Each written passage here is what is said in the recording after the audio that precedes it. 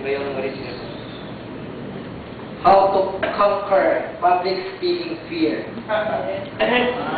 Marami sa atin na kahit ibang tao na pag nalaman nilang ikaw, salita ka, public speaking, na una agad pumapasok sa atin. Ako? Ha? Oh? Yan, hindi tayo makapag-concentrate. Kaya, marami nagsasabi na public speaking is a common source of stress for everyone. Bakit naging stress? Kasi, biglang ang mas pumapasok agad sa atin yung takot. So, sa takot natin, nakakapag-isip tayo ng kung ano-ano. And then, dun ngayon napapagod yung mind natin. So, pag tayo tumayo na dito sa harap, na dun na nagiging putal-putal yung pagsasalita natin dahil syempre pagod na yung mind natin, hindi na tayo nakapag-focus dun sa topic natin, mahirap. Kaya many of us would like to avoid this problem entirely, but this is hard to do. Oo, mahirap, diba? Hindi siya ganun kadali. Kaya nga, I have some principle to conquer this fear. Principle number 1, speaking in public is not inherently stressful. Most of us believe parts of life are inherently stressful. In fact, most of us have been taught to believe that life as a whole is very stressful. Thousands of human beings have learned to speak in front of groups with little or no stress at all. Marami ng mga public speaker na sanay na sila, pero hindi ba natin naisip na kung ano sila ngayon, dati, kaparehas lang sila ng nararamdaman natin ngayon na nanginginig yung tuhod, kinakabahan, nagpukutal-kutal, ganun din sila dati, pero nagawa nila. A matter of practice. So, kung kaya nila, kaya rin natin. May biruan nga na pare-parehas lang naman tayo kumakain ng kanin.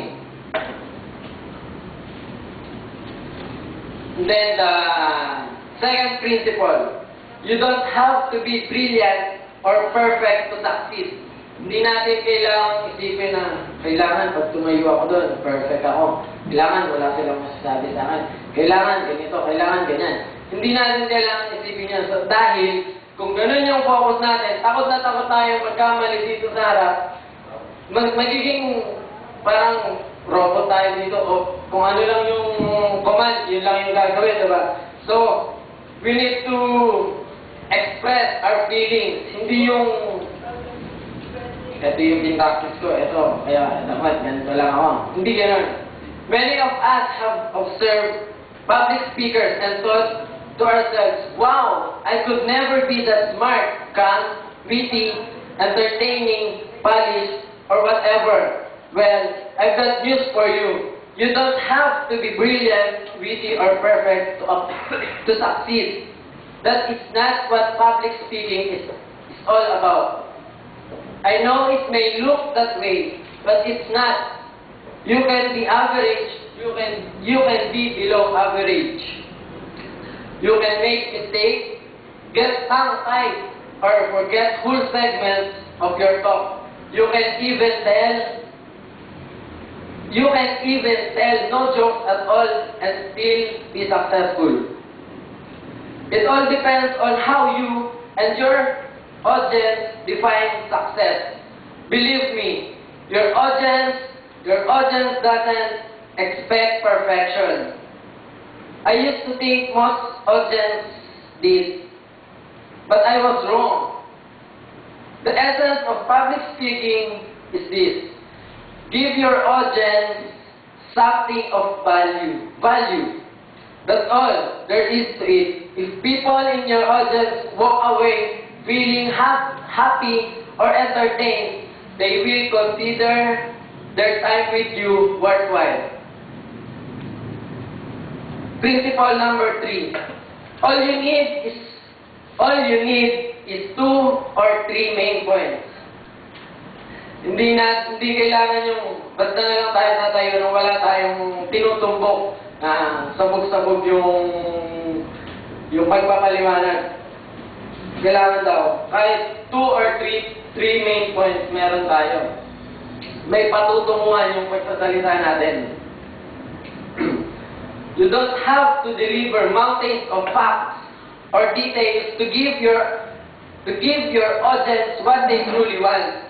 Many studies have shown that people remember very few of the facts or information figures convey. Sa ulo ng mga references ng isang topic, like ng sample dog. Sinasaulo natin yung mga reference about dog, tapos pagtayo naman natin, hindi natin masasabi lahat yun. Kaya, hindi natin kailangan mag-deliver ng sobrang daming facts or details. While you may choose to include lots of facts and information, you only need to make 2 or 3 main points to have your talk be successful. You can even have your whole talk be about only one key point if you wish. Principle number 4. You also need a purpose that is right for the task.